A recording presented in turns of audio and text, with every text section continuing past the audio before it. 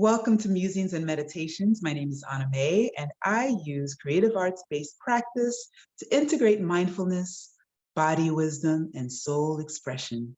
Today, we're going to explore the relationship between creativity and time. There are two popular misconceptions about this relationship that I'd like to parse out. The first misconception is the notion that creativity is a luxury. If you're fortunate enough to have a job that is very much about your creativity, like if you're a painter or a dancer, or a singer, or if you have a particularly high level of skill that anoints you to be able to do that work in the world as your livelihood, only then should creativity be an integral part of your everyday life. Oh, no, no, no, no, no. Creativity is available for everybody. Creativity is a birthright, I believe.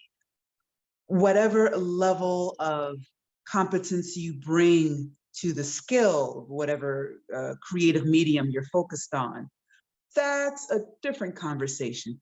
I'm really focused on creativity as a vessel for healing, as a vessel for expressing this unique, ineffable essence that is you and is within you.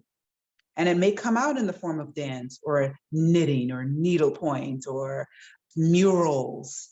It could come out in any of those forms. My particular form is the voice, all things related to voice, chant, singing, vocalizing, poetry, all the vocal-based arts.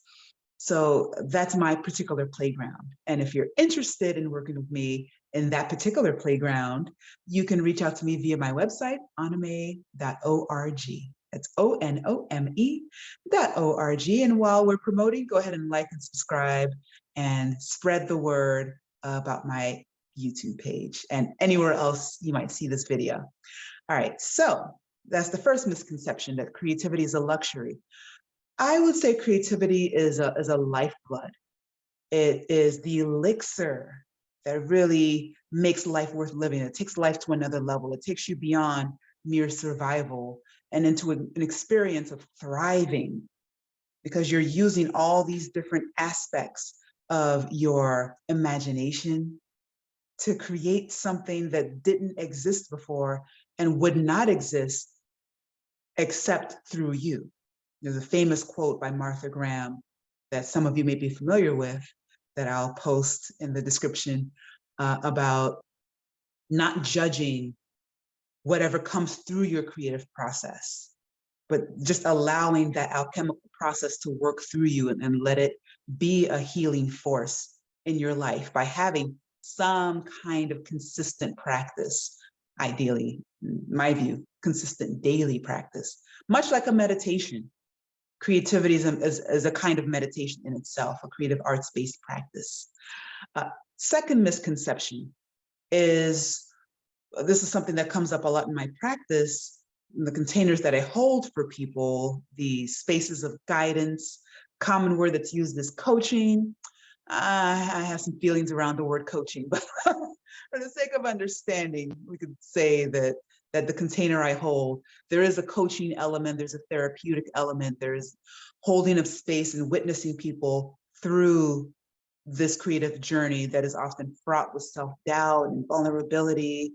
And it's really important to be witnessed in that journey, because it's part of the empowerment, it's part of finding the strength to stand in your creativity at whatever level feels right for you, whether it's on stages, performing and forward-facing experiences, or if it's really as your own practice, just to pour into yourself as a therapeutic practice, as a healing practice, as an energy opening practice. If you're dealing with energy blockages, a creative arts-based practice is a great way to free yourself, to step into that emotional freedom, that creative fulfillment. So we have this idea that often comes up with people who really want to work with me, but oh, now's not the right time. Oh, but when is the right time? Oh, someday. and someday remains this vague, nebulous time frame that never quite crystallizes. So rather than thinking in terms of looking for the time, looking for the right time, looking for the right circumstances to magically appear, and then you just step into it and make the decision at that point, let's reverse that, which for many of us will feel counterintuitive. If you're conditioned to see creativity as a luxury, if you've been conditioned to see creative fulfillment as a luxury item, an extra, something you'll get to after you deal with the drudgeries of life. If you've been conditioned to think of creativity that way, it can feel counterintuitive to say, oh, if I want to prioritize creativity in my life, I have to actually first make the decision and then strategize to find the time to make room for the manifestation of that decision that I've made. So the decision actually comes first in order for creativity to truly thrive. You first decide to make it a priority.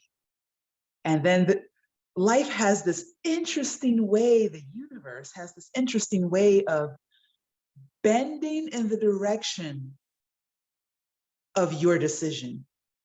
Like when you really fully commit that this is a priority in my life, this is as much a part of my energetic, emotional, and spiritual hygiene, the way brushing my teeth every day is part of my physical hygiene. Like it's just second nature. I don't even have to think about it. It's just part of me. It's become intrinsic. It's become inherent. When you get to that depth of commitment, things will move, things will surprise you. People will fall away, other people will fall in. You'll encounter all kinds of what my favorite Abraham Hicks likes to say, cooperative components. That's when all these cooperative components start to converge in ways that you couldn't possibly imagine or predict. And that's what really feels like miracles showing up in your life inside of you making that decision to prioritize your creative journey, your creative process, your creative fulfillment. So, in summary, consider that creativity is not a luxury, but a necessity, a spiritual, emotional, and energetic necessity. To really experience the fullness of life, it is important to explore your creativity. And then number two, do not wait for the timing and the circumstances to be right. Now that's an overarching concept, and there are nuances within that. There are certain seasons of life that are and conditions that are more favorable to certain kinds of decisions than others. But in the grand scheme, the power of intention, that's what I'm referring to. When there's something that's been at the bottom of your to-do list for years, when you know you have certain habits of procrastination, this is a good orientation for you to tune into.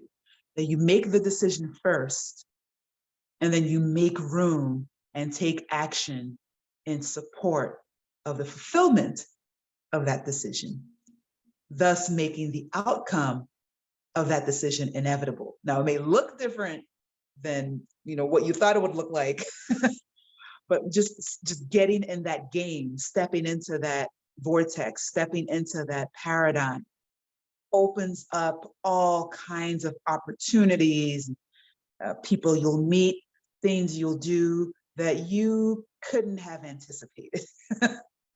So with that, like, share, subscribe, join my email list, which is in the description.